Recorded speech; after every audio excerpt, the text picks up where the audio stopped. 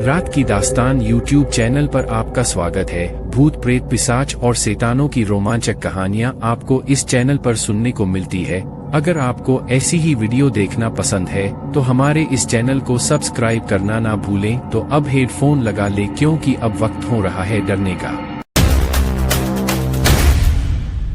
हम अपनी मंजिल तक जाने के लिए रास्ते का चुनाव करते हैं जो हमें अपनी मंजिल तक पहुंचता है। सफर तय करके जब हम मंजिल तक पहुंचते हैं तो उसका आनंद ही कुछ अलग होता है। लेकिन क्या हो जब सफर कभी खत्म ही नहीं हो? क्या हो गए जब आपका सफर मंजिल तक नहीं बल्कि मौत तक लेकर जाता हो? हम भी ऐसे सफर पर निकले जो हमें मंजिल तक पहुंचने वाला था, लेकिन हम नहीं जानते थे कि यह सड़क हमें मौत तक ले जाएगा और जिसका सफर कभी खत्म ही नहीं होगा। राहुल और उसके 7 दोस्त एक अमीर बाप के बिगड़ैल बेटे थे। उन्हें न तो गरीबों की परवाह थी और न ही उनकी चिंता। वह जो चाहता था करता था, कोई उसका कुछ नहीं बिगाड़ने वाला था। लेकिन कभी कभी ऊंट पहाड़ से नीचे जरूर आ जाता था, कभी जल्दी तो कभी देर से। एक रात राहुल और उसके 7 दोस्त पास के एक गांव में गए। गांव में गरीबों के पास अपने मुर्दों को दफनाने के लिए भी जगह नहीं थी, इसलिए मुर्दों को सड़क के किनारे दफनाया करते थे। इसी सड़क के किनारे एक बोर्ड पर लिखा था कि आओ आराम से सोएं। जब राहुल और उसके 7 दोस्त वहां पहुंचे तो सबसे पहले उन्होंने उस बोर्ड को फेंका। फिर मृतकों के साथ भी ऐसा ही व्यवहार करने लगा। कोई कब्र पर रखे फूल फेंकने लगा, कोई कब्र पर बैठकर शराब पीने लगा, कोई कब्र पर रखा पत्थर फेंकने लगा, तो किसी को कब्र पर पेशाब करने का विचार आया। जब उसका मन इन गिरी हुई हरकतों से भर गया तो वह आगे बढ़ गया। अब तक जो होता था राहुल और उसके दोस्तों ने किया था, लेकिन अब बारी किसी और की थी। सभी दोस्त उसी रास्ते पर आगे बढ़ रहे थे। तभी उनमें से एक को एहसास हुआ कि बहुत देर हो चुकी है, लेकिन आगे कुछ नहीं आ रहा है और उन्हें लगता है कि वे उसी रास्ते और उस कब्र पर बार बार चक्कर लगा रहे हैं। सामने बार आ रहा है। तभी उनमें से एक बोला, यार राहुल, क्या तुम्हें नहीं लगता कि हम पहले भी यहाँ से गुजर चुके हैं? राहुल बोला, ये क्या बकवास कर रहा है, लगता है तुम समझ गए।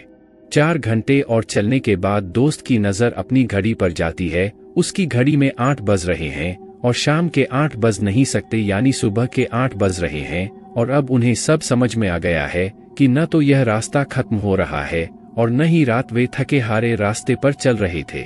तभी एक जादूगरनी आकर उसके सामने खड़ी हो गई। उसका पूरा चेहरा उसके बालों से छुपा हुआ था। उसकी केवल एक लाल आंख दिखाई दे रही थी। इससे पहले ही वह डर कर भाग गई। चुड़ैल बोली, हमने तुमसे कहा था न कि हमें सोने मत देना। यह कहकर उसने अपने हाथ में रखा भाला सभी मित्रों की ओर फेंका और उनमें से एक की छाती में लगा और वह मर गया। 8 घर छोड़ चुके थे और अब सिर्फ 7 बचे हैं। जब वह वहां से भागने लगा तो सामने एक पिशाच आकर खड़ा हो गया। उसके चेहरे पर न तो कान था और न ही नाक, उसकी एक आंख और एक मुंह था। तभी पिशाच बोला, हमने कहा कि सो जाओ, कहा था ना। तभी पिशाच ने अपने दोनों हाथ खड़े कर दिए और देखते ही देखते उसके आसपास के पेड़ उखड़ने लगे और वो पेड़ आकर उन दोस्तों पर गिर पड़े। इस सब के बीच 3 और दोस्तों की मौत हो गई और अब उनमें से केवल 4 ही बचे थे। चारों मित्र तुरंत वहां से भागने लगे। सब थके हुए थे और पीने को पानी नहीं था और रात खत्म होने का नाम नहीं ले रही थी और न ही सफर खत्म होने का नाम ले रहा था। दोस्त बोला, राहुल, हमने इन लोगों को सोते समय परेशान करके अच्छा नहीं किया, ये हमसे बदला ले रहे हैं। राहुल बोला, हाँ, यहाँ तक तो हर मूर्ख समझ गया है कि ये लोग हमारे साथ ऐसा क्यों कर रहे हैं। कोई उपाय बताओ, नहीं तो मुंह खोलकर ऑक्सीजन बर्बाद मत करो। इसी बीच उसने देखा कि सड़क में एक गड्ढा है और उसका एक दोस्त गड्ढे में गिर गया है। अब 3 मित्र रह गए थे। तभी उनमें से एक मित्र बोला, हम अपनी गलती क्यों नहीं सुधारते? हमने उन कब्रों के साथ जो कुछ भी किया है, अगर हम उसे ठीक कर लें तो शायद हमारी जान बच जाए। राहुल बोला, तुम बिल्कुल ठीक कह रहे हो। यह कहकर वे तीनों वापस उसी कब्र में चले गए और उसी कब्र पर फेंके गए फूलों को वापस रख दिया, वहां फेंके गए पत्थर को वापस रख दिया, कब्र पर रखी शराब की बोतल को हटा दिया और उस कब्र को भी साफ किया जिस पर उसने पेशाब किया था। वे यह सब कर ही रहे थे कि तभी एक चुड़ैल आसमान से उड़ती हुई आई और एक को ले गई। अब 2 ही बचे थे। दोस्त, अब हम क्या करें? राहुल, हमने सब कुछ सुधार लिया है, फिर भी कुछ फर्क नहीं पड़ रहा है। राहुल बोला, रुको, तुम्हें याद है पहले हमने वह बोर्ड निकाला और फेंक दिया।